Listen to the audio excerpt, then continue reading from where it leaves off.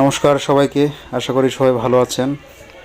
আপনাদের দোয়া ও আশীর্বাদে আমরাও মোটামুটি ভালো আছি। তো আজকে আসছি আমাদের কলমাকান্দা উপজেলার একটি উল্লেখযোগ্য স্থান, বলতে গেলে এটি একটি ঐতিহাসিক স্থান, সাত শহীদের মাজার, এবং পাশেই রয়েছে ভারতীয় সীমান্তবর্তী এলাকা এবং এটা মেঘালয়ের অংশে পড়েছে। আর সামনে যে নদীটা দেখতে পাচ্ছেন, এটা আসলে নদী না, এটা মূলত ছড়া, এবং এই ছড়াটার সামনে বাংলাদেশ কৃষি উন্নয়ন কর্পোরেশন কর্তৃক একটা বাঁধ দেওয়া হয়েছে, রাবার ড্যাম যেটাকে বলা হয়, দিয়ে এখানে পানি আটকিয়ে রাখা হয়, তারপর এগুলো চাষের জন্য ব্যবহার করা হয়, সেজন্য এটা নদীর মতো দেখা যাচ্ছে। মূলত এটা কিন্তু সমতল ভূমি থেকে অনেক উপরে এই ছড়াটা। তো চলেন আমরা যেখানে যাব সেখানে যাওয়ার উদ্দেশ্যে রওনা দিয়ে আপনাদেরকে দেখাবো সুন্দর একটা জায়গা, আশা করি ভালো লাগবে। আর আমাদের যে নেত্রকোনার 10টি উপজেলা রয়েছে, এর মধ্যে প্রাকৃতিক সবচেয়ে সৌন্দর্য বেশি রয়েছে আমাদের কলমাকান্দা এবং দুর্গাপুর। অন্যান্য জায়গায় খুব বেশি একটা প্রাকৃতিক সৌন্দর্য নেই। আসেন চলে যাই। এখন আমরা যাব ভারতীয় সীমান্ত, এদিকে বাংলাদেশের ভারতের যে সীমানা, এখানে একটা জায়গা আছে উল্লেখযোগ্য, এটা সাত শহীদের মাজার। এখানে যাব, যাওয়ার পর বলবো এখানে কাহিনীটা কি।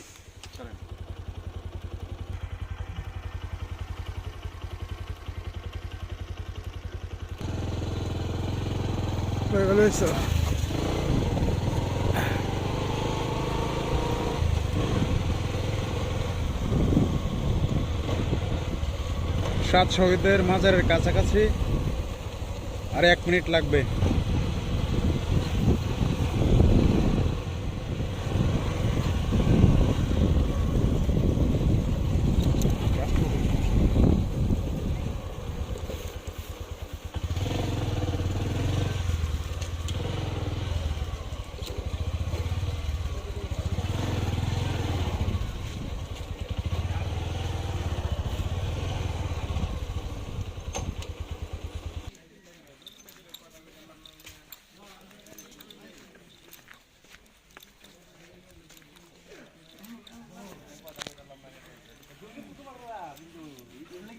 আমরা তো আসছি ময়মনসিংহ জেলার নান্দাইল থানা থেকে।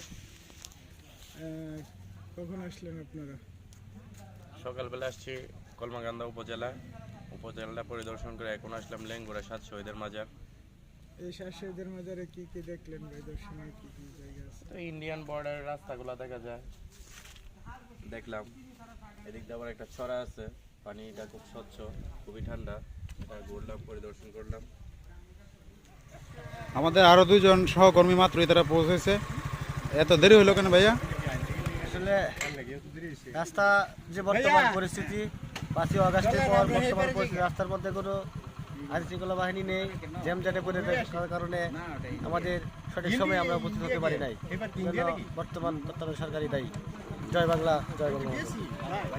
হ্যাঁ মাহব ভাই, এত দেরি কেন? আমরা 1 ঘন্টা আগে আসছি, এত দেরি কেন? আমি তো তোমাদের সকল কিছু মেনটেন করে পরে আসছি আমি।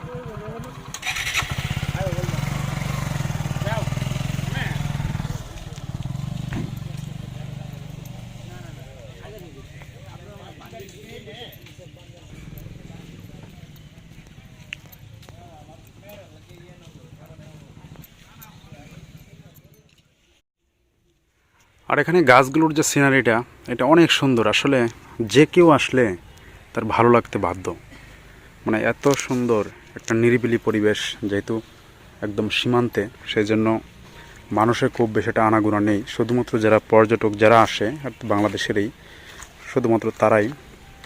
আর এখানে একটা কাহিনী আছে যে সাত শহীদের মাজার আছে এখানে। তো এই সাত শহীদের মাজার সেটা কেন হলো বা এটার পিছনে কাহিনী কি, সেটা আপনাদেরকে পরে বলার চেষ্টা করব। এই কাহিনীটা আপনাদেরকে বলবো। এটা 1971 সালের মুক্তিযুদ্ধের একটা করুণ কাহিনী, সেটা আপনাদেরকে বলবো। আর সামনেই হচ্ছে মনে হয় আমাদের বাংলাদেশের যে সীমানা, সেটা শেষ হয়ে গিয়েছে। সামনে দেখতে পাচ্ছি যে সতর্কবাণী লেখা আছে যে বাংলাদেশ সীমান্ত শেষ, সামনে অতিক্রম করা সম্পূর্ণ নিষেধ। আদেশক্রমে অধিনায়ক, নেত্রকোনা ব্যাটালিয়ন 31 বিজিবি। নেত্রকোনা হচ্ছে আমাদের বাংলাদেশের সীমান্তবর্তী একটা জেলা, এবং এই মুহূর্তে আমি যেখানে আছি এটা হচ্ছে কলমাকান্দা উপজেলা, এবং কলমাকান্দা উপজেলার লেঙ্গুরা ইউনিয়ন নামক স্থান এটা। এদিকেও বেশ পাহাড় রয়েছে, অনেক ঘন গাছগাছালি জায়গা দেখা যাচ্ছে।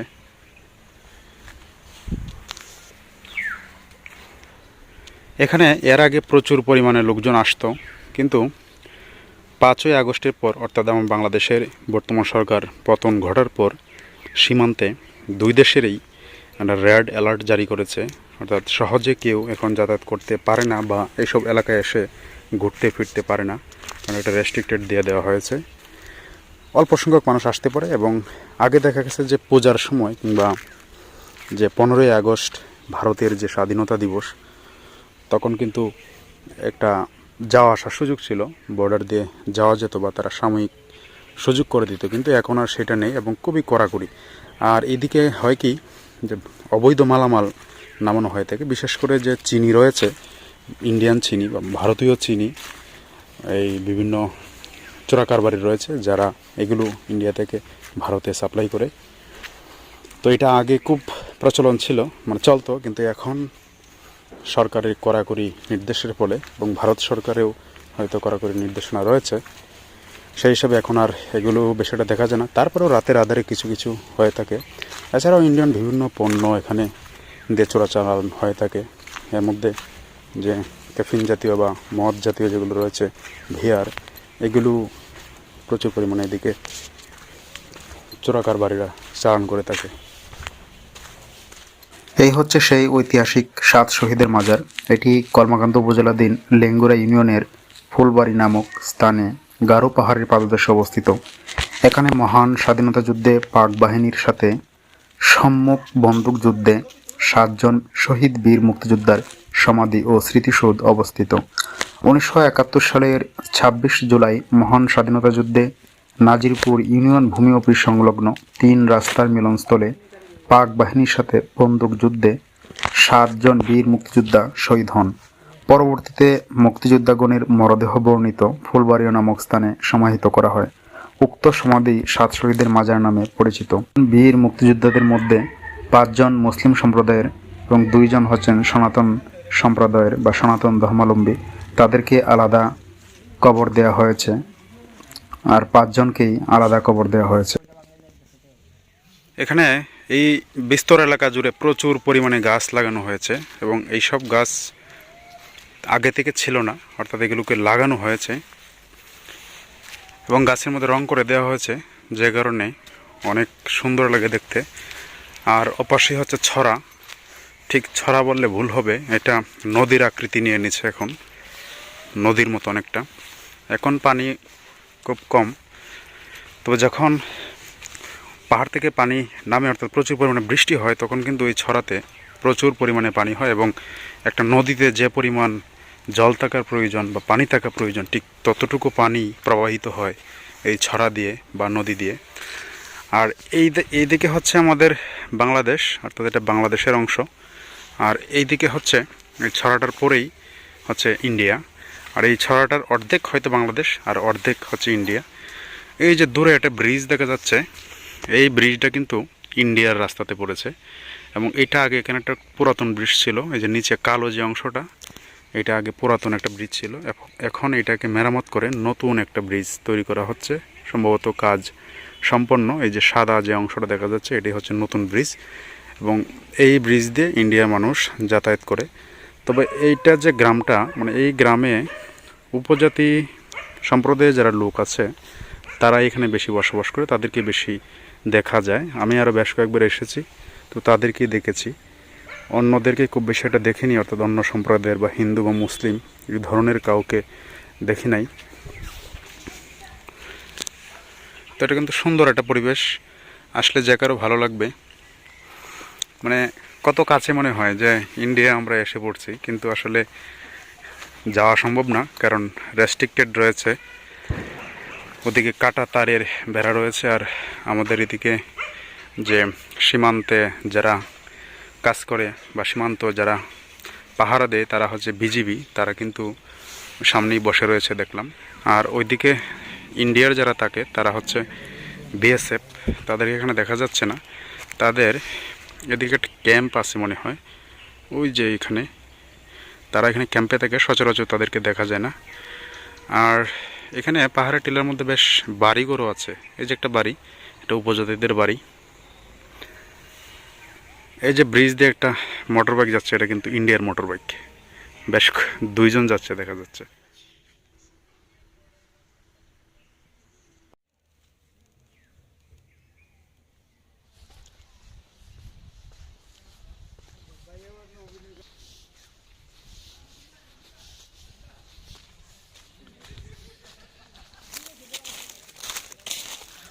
তো এদিকে দেখলাম বিভিন্ন কন্টেন্ট ক্রিয়েটর যারা কন্টেন্ট তৈরি করতে আসছে।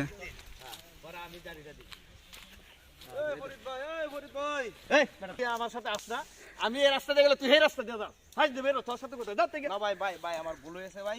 কি বলেছে তোর? ভাই আমি বিষয়টা জানতাম না, আমি ডাক্তারের কাছে পরামর্শ করছি যে এর যে ছোঁয়াচে রোগ না, এটা ভাই আমি জানতাম না।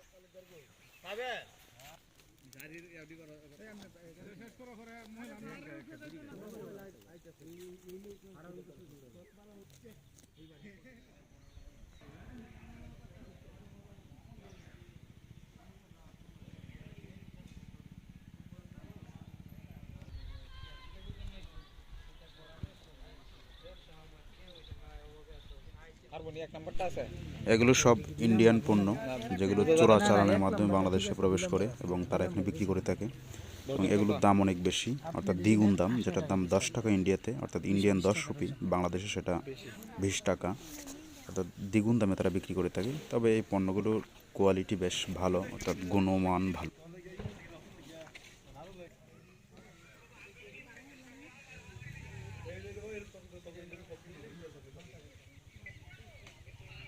চকলেট খাবেন?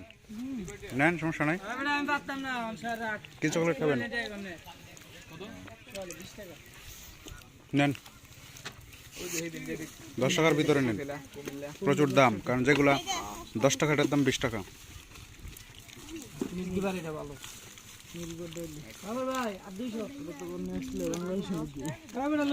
না, ইন্ডিয়ান রুপিতে লেখা আছে না। 20 টাকা আমার অ্যাসিস্ট্যান্ট না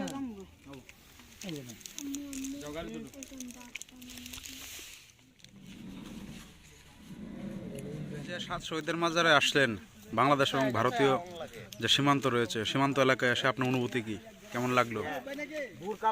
ভালোই লাগছে, তবে নিরাপত্তা একটু অভাব বোঝা যাচ্ছে। সীমান্তবর্তী এলাকা, সামনে এগোতে যাচ্ছে না। এখানে বিজিবিরা অবস্থান করতেছে। যেমনটা ভাবছিলাম আসলে তেমনটা না। কি ভাবছিলেন? ভাবছিলাম এখানে অনেক স্পট থাকবে, পিকনিক স্পট, আনন্দঘন মুহূর্ত একটা কাটাবো আমরা। আসলে নীরবই।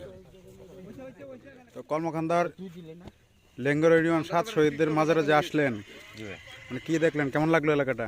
অনেক অনেক ভালো লাগছে ভাই। 7 শহীদের মাজারে আসছি ভাই, চমৎকার এই জায়গাটা। একটা ঐতিহাসিক স্থান, ঐতিহাসিক জায়গা। সারা বাংলাদেশ থেকে আসে ভাই, এখানে আসে আমি নিজেকে গর্বিত বোধ করছি ভাই। পাহাড়টাও খুব চমৎকার। ধন্যবাদ ভাই। বাবিরে কিনে আসছেন নাকি? হ্যাঁ, ভাবিকেও নিয়ে আসলাম। ভাবির অনেক দিনের শখ, এই 7 শহীদের মাজারে আসবে, একটু পাহাড় দেখবে, একটু পাহাড় ঘুরবে, এই ভাই নিয়ে আসলাম। আজ 12 বছর ধরে ভাই বলতেছে আসার জন্য। ঠিক আছে ভাই, ধন্যবাদ। ওকে ভাই, ধন্যবাদ, ভালো থাকবেন। কেমন লাগলো এলাকাটা? কর্মকাণ্ডা আসলে খুব ভালো লাগছে। প্রাকৃতিক পরিবেশ, পাহাড়, নদী, 7 শহীদের মাজার, আমরা অনেকে আসছি ঘুরতে, আমাদের খুব ভালোই লাগছে। ঠিক আছে ভাই, ধন্যবাদ। এটা তো আপনার এলাকা না? জি, কলমাকান্দা উপজেলার বাসিন্দা আপনি। আমি গর্বিত।